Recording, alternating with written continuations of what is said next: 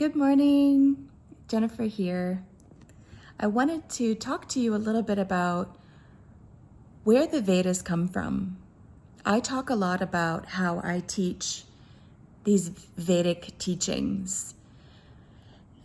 But if you're not familiar with Vedas or Vedic teachings, then you probably have no idea what that even means. Like, well, what is she even doing? I don't even understand. And so I thought I would go into that a little bit today as to exactly where these Vedas come from. And before we can even talk about the Vedas, we really need to talk about the area of the world that this knowledge sort of came from. And all of the Vedas and Vedic teachings and pretty much everything that I study, have been studying for half of my life now and teaching, all comes from the area of India. But before it was called India, it was called the Indus Valley, the area of the Indus Valley. And it's where we get our, when we talk about like languages, we talk about the Proto-Indo-European languages. And so Indo-European languages. Indo, what is Indo? It's the Indus Valley. And the language that was really prominent in the Indus Valley a long time ago, before the British came, before the Greeks came, was Sanskrit. And so Sanskrit is the language that all of these Vedic teachings, that's the language that the Vedic teachings are in, is Sanskrit language. And it is the root, really, of all languages. It's the root of the Proto-Indo-European languages, which is like English and German and so forth and so on. So all of our language really goes back to Sanskrit at its root. And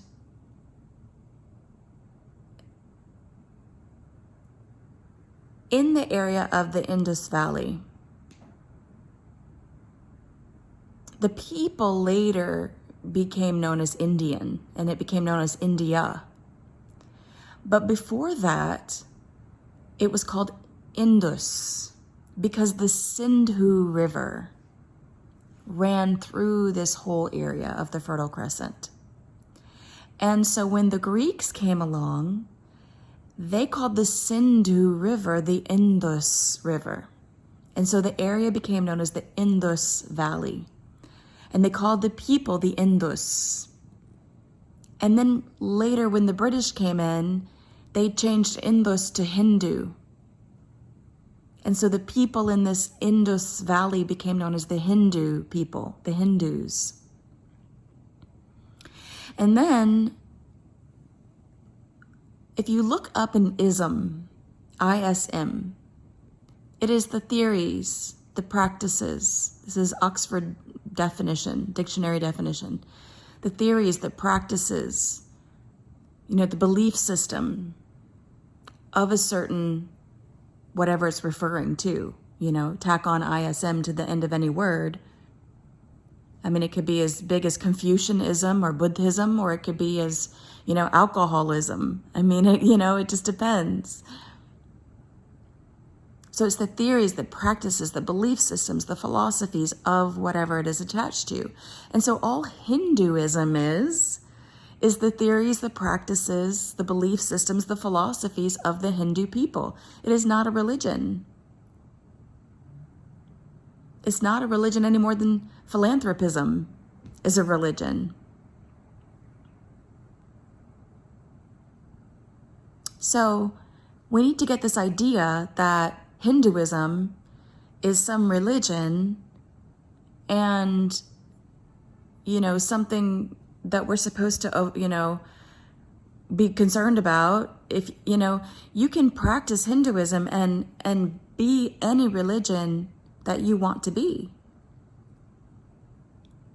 Because Hinduism is a belief system, it's a philosophy, it's a way of life. Theories and practices, it has nothing to do with religion. So I wanted to clear that up first. I always like to clear that up first. So in Hinduism, there are 6 steps.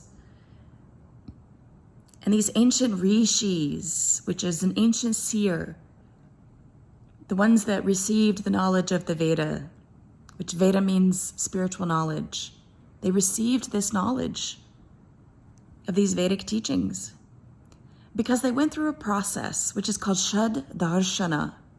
Shad means 6, and Darshana means ways of seeing the self. 6 ways of seeing yourself. And it's an evolutionary process that they went through.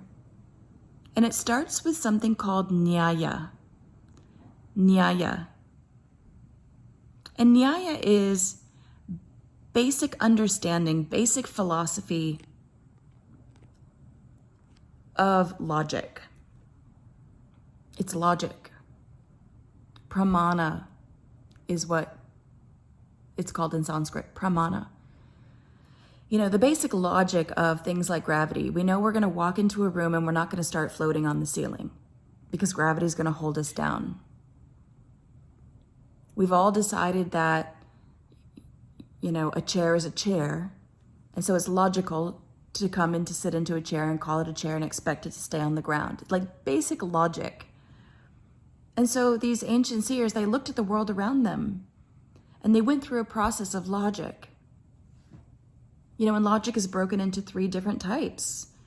Our own direct experience, that we say this is fact because I experienced it.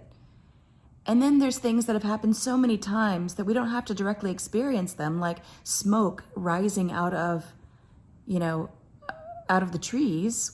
We would think, oh my gosh, there's a fire, because we've experienced that so many times that we can infer that. And if we go and we walk over there, then we have the direct experience of a fire. And then other people could say, oh my gosh, there's a fire. And if we believe them, if we trust them, if we don't think that they're leading us astray, then, you know, we would believe that there's a fire. We could take their direct experience as fact and as logic. And then of course, if we go and we check it out, then it becomes our direct experience. So these are all the 3 aspects of logic that are in nyasa. Basic logic, basic understanding of the world around us, including like basics about science, basic Newtonian science. And then these rishis, they thought a little bit deeper. They said, well, what makes up the chair? What is the chair made of? You know, and our basic science says it's made of atoms. And they got to the same conclusion, it's made of atoms. And then so as they started to study science, they started to realize that the world around them was composed of atoms. And that there's all these different kinds of atoms. That's our periodic table. How many types of atoms are there? There really aren't that many types of atoms. That everything in the entire world is created from is the atoms that are in the periodic table, 100 and something of them. It's not very many. And so the study of atoms, what is an atom? That's Visheshika. That's the second branch of evolution. Of going a little bit deeper into the self and understanding the nature of the self. And then they went a little bit deeper. They said, well, what are the atoms made of? What are those atoms made of? What is this material world? If it's all atoms, then it must be energy, right? It must be energy. What is that energy?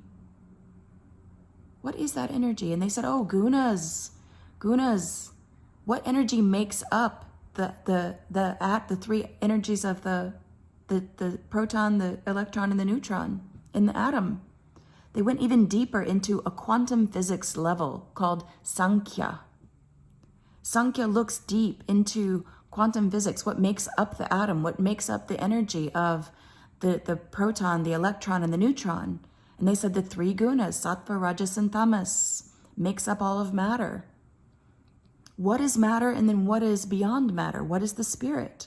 What changes, and then what doesn't change? This is all Prakriti and Purusha in Sankhya philosophy. And then once we have an understanding of the quantum physics of the spirit and the material, then how do we apply that in our daily life? How do we make a philosophy out of that? How do we make a practice out of that? How do we live those understandings that we have gained? That is yoga. That is yoga. Yoga isn't just asana, postures, breathing practices. Yoga is it's a way of life. It's a philosophy. It's an understanding.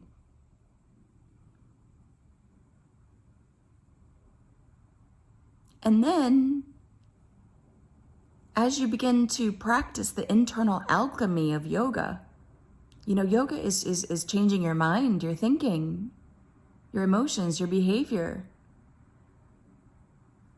And you start to realize that A equals B. And then as you realize that A equals B, then you start to also realize that B equals A. And this gets into Purva Mimamsa. Certain mantras, certain rituals, certain practices. You want to see my kitty? She just climbed into my lap. Here's my kitty. She came to say hello.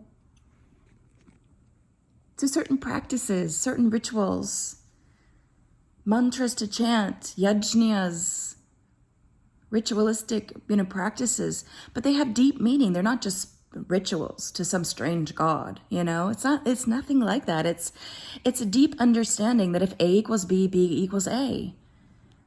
If this produces this kind of result, then I can do it in reverse.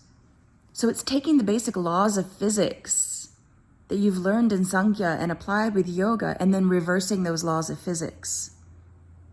And saying, if I chant this mantra and I do this ritual in this specific way, it will produce this result. That is the basic of Purva Mimamsa. And then through doing that, you realize, I just created something.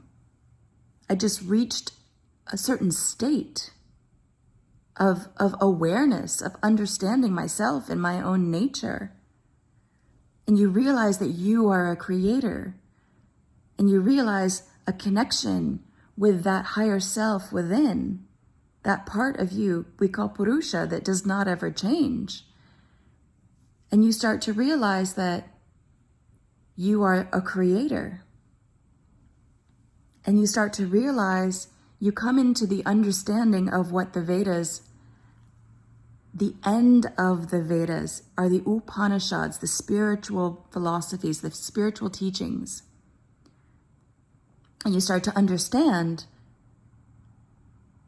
that you are what you seek, that you are the higher self within, that you are everything, manifesting itself in all of these different forms. And that understanding is something we call Vedanta. Anta means end, and end of the Vedas. And once you tap into that conscious awareness fully, once you've really achieved that state of Vedanta, then you receive knowledge. Then you receive knowledge, and that knowledge is Veda. So the rishis went through this evolutionary process of examining themselves and the world around them. And once they tapped into the source of who they truly are, they downloaded this knowledge, this spiritual knowledge that became known as the Veda. And for a long time, it was oral tradition, just passed down from teacher to student, And it's sung and it's chanted. It has a certain meter, it has a certain rhythm. The Vedas are in Sanskrit, and they're sung and they're chanted. And they have deep, deep meanings and deep, deep truths. And it's these teachings that are the Vedic teachings, and it's these teachings that I teach. And everything comes from the Veda. Yoga comes from the Vedas. Ayurveda comes from the Vedas. Jyotisha, Vedic astrology, comes from the Vedas. Everything has their source in these Vedas. And that is the core of everything that I teach. Everything that I've spent the past 16 years learning and focusing on. And that is what I want to bring to everyone. That is what I'm doing with this new business that I'm starting, is bringing these teachings of Ayurveda, of yoga, of Vedic teachings, of Jyotisha to everybody. because they're so helpful. Thank you.